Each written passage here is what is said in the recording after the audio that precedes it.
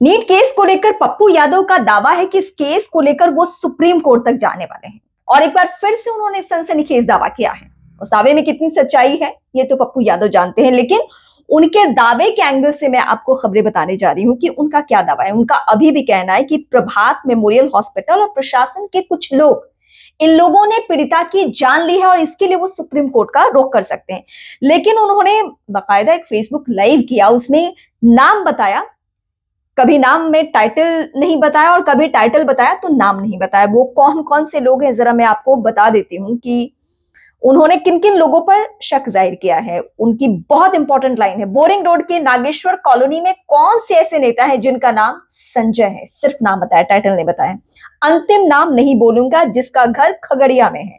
इसके ऑफिस में कौन कौन जाता था, इनके सभी सीसीटीवी फुटेज की जांच करिए, क्या उसमें मनीष रंजन जाते थे या फिर नहीं।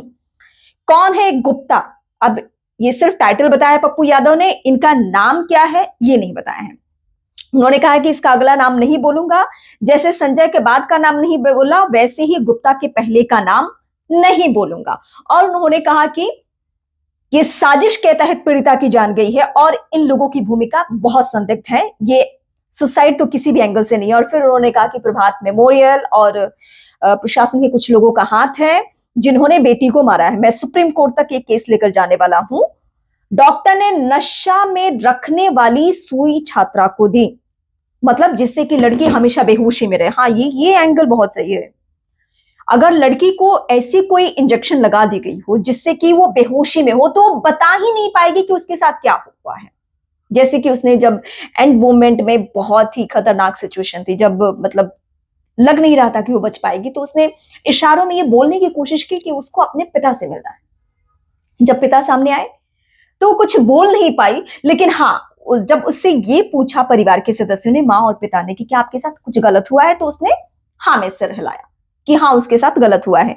तो ये भी एक पॉइंट, बहुत महत्वपूर्ण पॉइंट है कि हो सकता है कि आखिर वक्त में पीड़िता कुछ ना बता पाए, इसके लिए उसे नशे की इंजेक्शन दी गई हो जिससे कि वो हमेशा बेहोशी में रहे। आप देखिए कि हॉस्टल से लेकर और जब तक वो अस्पताल में रही है, जितने दिन भी, जब से उसको हॉस्पिटलाइज किया गया तब तक वो नशे में थी, मतलब वो बेहोशी में थी, नशा नहीं कह सकते, नशा का शायद आप गलत सेंस निकाल ले, बेहोशी में थी और वो किसी से बात नहीं कर पाई और कुछ भी नहीं बता पाई कि उसके साथ क्या हुआ और किसने क्या किया। अगर पीड़िता ने कोई भी स्टेटमेंट दे दिया होता, वो ऑन रिकॉर्ड होता, या अगर माँ बाप ने ही सुन लिया होता, तो आज उस पीड़िता का बयान ही अपने आप में, जिस भी शख्स की भूमिका है, जो भी हाई प्रोफाइल है, पावरफुल है, वो किसी भी सूरत में नहीं बच सकता था। सुप्रीम कोर्ट की एक गाइडलाइन है कि पीड़िता का एक बार बयान ही अपने आप में काफी है किसी को भी सजा दिलाने के लिए। निर्भया ने भी अपने स्टेटमेंट में सब कुछ बता दिया था, या देश में कई ऐसी वे पीड़िता होती हैं जो बता चुकी होती हैं कि उनके साथ क्या हुआ और उस स्टेटमेंट के आधार पर उस व्यक्ति को सजा हो जाती है जिसने उसके साथ गलत किया है। नीट केस में पीड़िता का स्टेटमेंट ही नहीं आ पाया और यही शक जाहिर करे पप्पू यादव भी कि उसको बेहोशी की हालत में रखने की सुई दी जा रही थी, इंजेक्शन दिया जा रहा था। और दूसरा पहलू ये कि उन्होंने एक व्यक्ति का नाम बताया संजय, जिसका ताल्लुक खगड़िया से, और दूसरे का नाम बताया गुप्ता, मतलब सिर्फ टाइटल मेंशन किया। ये दो हाई प्रोफाइल लोग हैं और कहा जा रहा है कि मनीष रंजन का भी इन लोगों से मिलना जुलना था, वास्ता था। आप सीसीटीवी फुटेज चेक कीजिए, इनकी भूमिका संदिग्ध निकलेगी।